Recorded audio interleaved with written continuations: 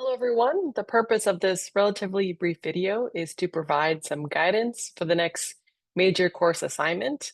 Here we are in weeks 4 and 5. Those readings will lead into the readings for week 6 and working on the next assignment, which is case study installment number 1, English language assessment assignment. We're going to just open up this link immediately so that you can follow along. Feel free to pause the video so that you can also scroll through this and read at your own leisure. But basically, with this assignment, you're trying to think about gathering information about students' English language proficiency. And we're going to do that in two primary ways. One with a formal, like sort of summative annual ELP assessment, like the Lead a Screener, Access for ELLs, UPA 21, EOLA if your school still uses it, Last Links, Telepass. There are quite a few options. And then the second part, you're going to be actually adapting and implementing an English language proficiency assessment of your own in the classroom and then reflect on those results. So I'll walk you through it step by step. To begin this assignment and for the next 2 assignments, you're going to need to work with a focal learner. You can base that decision on maybe a student who is of a beginning level of language proficiency. Maybe it's a new student to your school. Maybe it's a student who's sort of at the intermediate level, who's kind of getting ready to kind of transition out of quote unquote English language development services. Whatever the case may be, it's someone you're going to want to plan to continue to work with through the rest of the semester. So if it's already a student you know will not make it through the rest of the fall, don't pick that student. Now, if you are an administrator and you're not working in your own classroom, then identify a teacher who you can work with, someone you get along well with, or you can have fluid conversation with so that you can gather the information that you need. So returning to the whole idea here of the formal English language proficiency assessment, you're going to use what your school already has gathered data on. In that sense, hopefully you don't have to look so far. And then you're going to, for this English language proficiency assessment, the classroom assessment, you're going to look for ideas from chapter 5. I've got all the different figures listed out so you can look one by one at your different choices. So the organization of the paper itself is really similar to what you've done for the first major course assignment. We've got headings and guiding questions to help you organize the paper. We want you to use APA formatting in the title page, in text citations, in the reference list. But of the text itself, where you're answering the guiding questions, you're only going to be generating about 3 to 4 pages of text. Now, if you go beyond that, it's not the end of the world. At the end of the day, you want to be kind of pithy in providing information. And I think you can do that because you've got guiding questions. We know the context for what you're saying. And this way, you're going straight to the point, answering the guiding questions, and also not writing a hugely long paper either. Okay, so the first section of your written response will be the introduction to the focal learner. So you're going to include background information about the student and also a rationale for why you picked this learner. Maybe it's because you have access to the student, maybe it's someone that you have a connection with, or again, because they're at a certain level of language that you're interested in. But also, what do you want to learn by working with this student now and for the next 2 assignments? That's a deeper rationale that you can provide for working with this focal learner. The second major section of the paper will have to do with the formal English language proficiency assessment data. Here, you want to tell us when those scores are from. It could very well be from last spring. And then I want you to identify the composite score along with the proficiency level number and description, and then the different domain scores with their descriptions. And then here, finally, in question 6, it's sort of you kind of using your faculties here to say, based on those composite and domain scores, what are some areas of strength? What are some areas of improvement?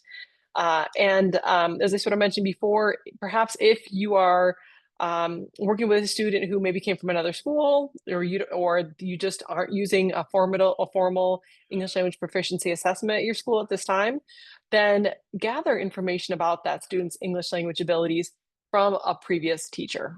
Okay, and if you have doubts about that, you can reach out by email to Dr. Tompkins and myself.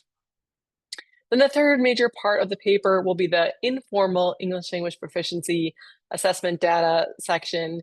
And here, you're actually going to adapt and administer an assessment to your focal learner. And you have guidance here from the Herrera textbook. You can pick one of these examples of assessments, and you can either literally photocopy the assessment and give it to the student. You can maybe scan it and adapt it. And it will be up to you whether you decide to actually administer this assessment to the whole class or to the focal learner at some other time of the day. And be sure to also append this graded assessment to the assignment. It's like the basis for saying what you've learned about the student's performance in English language proficiency. So what we would do next then is to answer some questions to analyze the results. First of all, again, based on the Herrera textbook, what informal ELP assessment was this, designed to gather information about? Is it related to a specific domain or language skill? Is it designed to elicit information about their grammatical accuracy or patterns or vocabulary use? Okay. And again, that's going to come mostly from the description of that particular assessment that you chose from the textbook. And then what is your rationale? Like, why did you pick one particular assessment over another to administer? What did you want to learn about the learner based on either what you already know or what you're curious about? And then you're going to actually describe how the student did. You can tell us sort of like their score, the number they got correct out of incorrect, or you can talk about the extent of their responses, how they did in the moment, and so forth. And then based on the student's performance on the assessment, again, what are some areas of strength? What are some areas for improvement? And again, throughout all of these sections, be sure to include connections to the textbook or other course readings from the summer or even from now. Finally, the final section of this written assignment will have you analyze and identify implications. So based on the areas of strength and areas for improvement that you outlined, based on the results of both of those assessments, what are some actual implications for practice? Not just general things like, I'm going to scaffold. Great, I'm glad you're going to scaffold.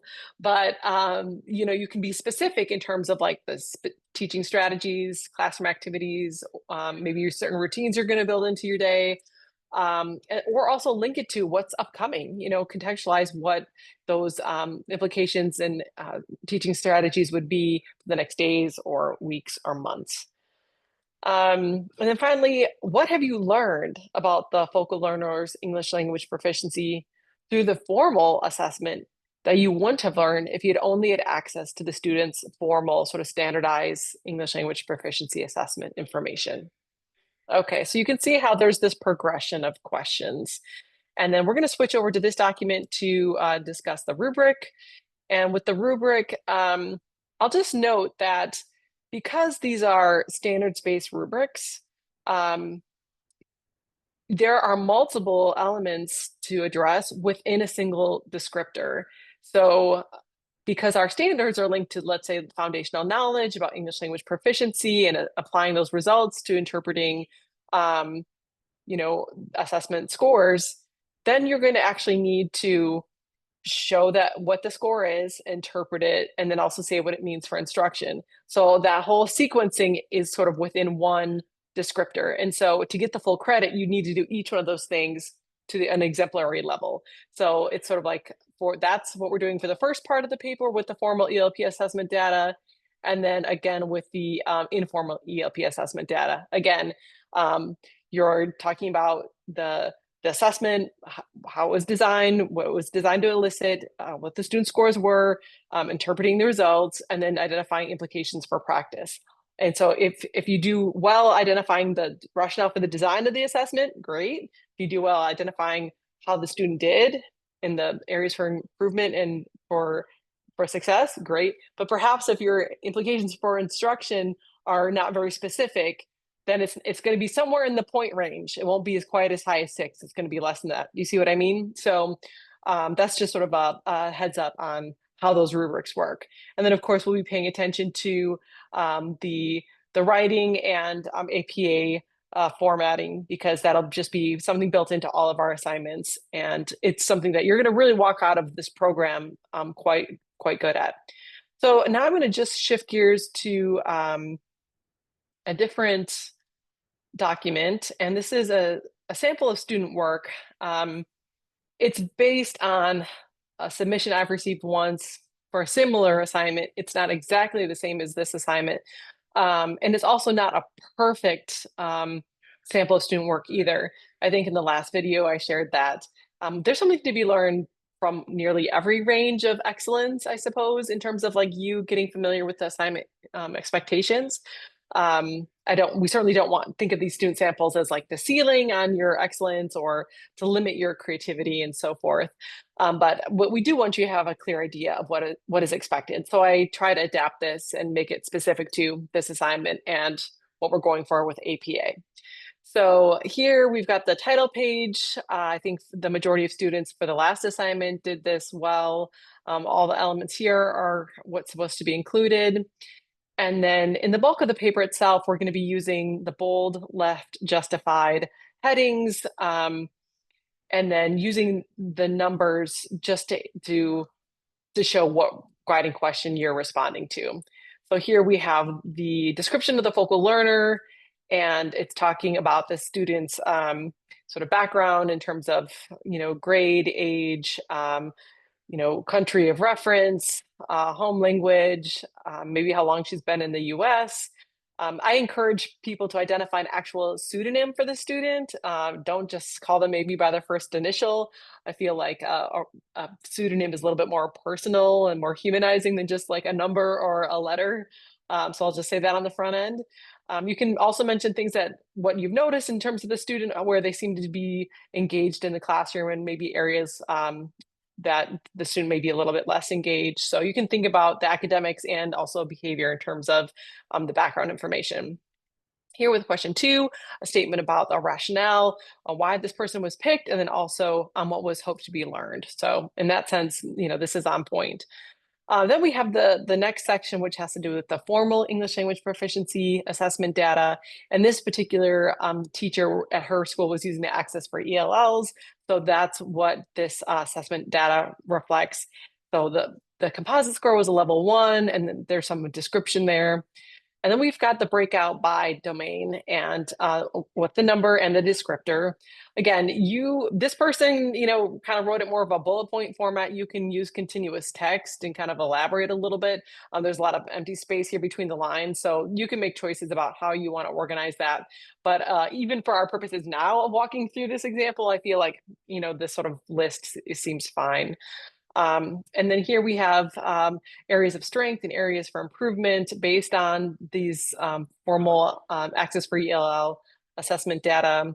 And then also a connection to the reading, which is going to be important throughout. Like if you have 3 references in your reference page and you mention those references with in-text citations just one time each, it's probably not enough.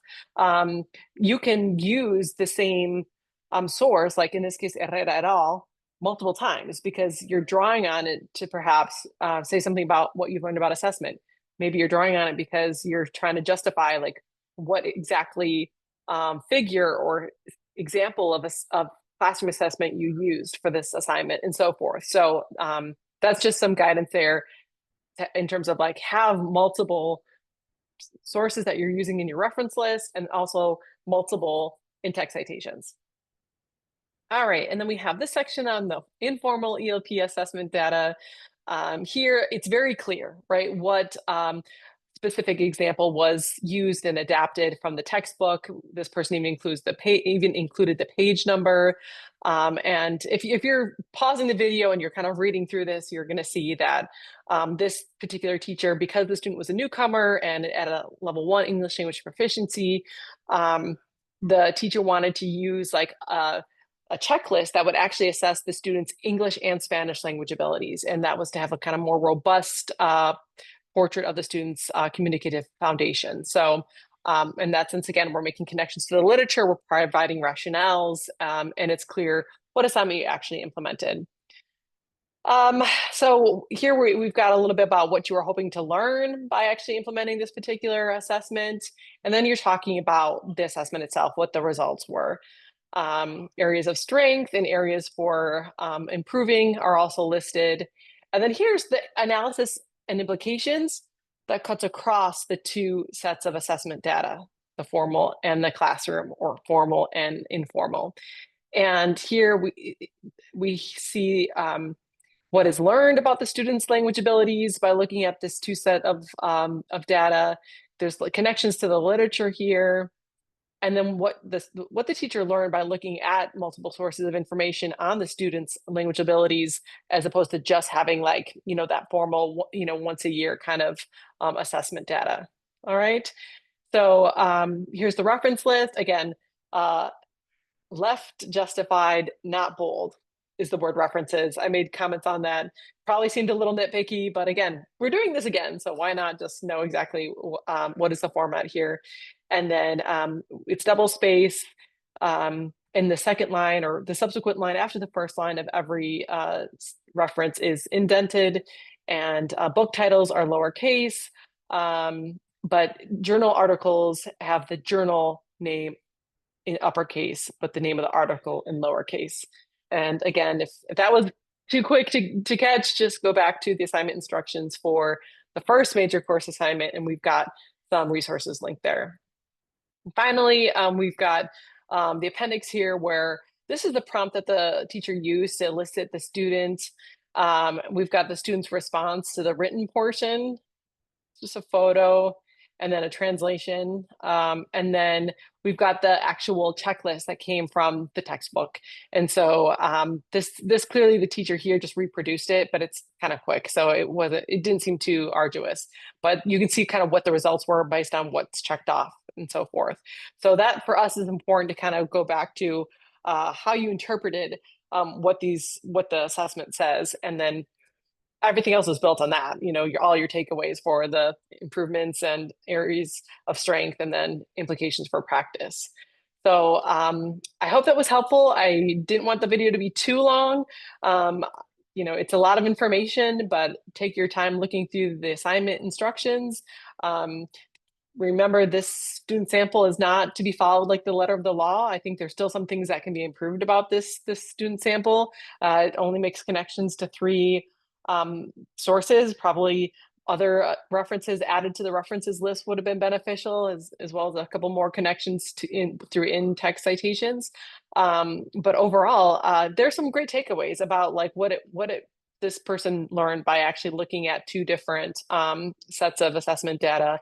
Knowing too that formal English language proficiency data wasn't as recent as like the classroom data. So thanks so much for listening, and do follow up with your questions via email, and we can continue the conversation. Thanks so much.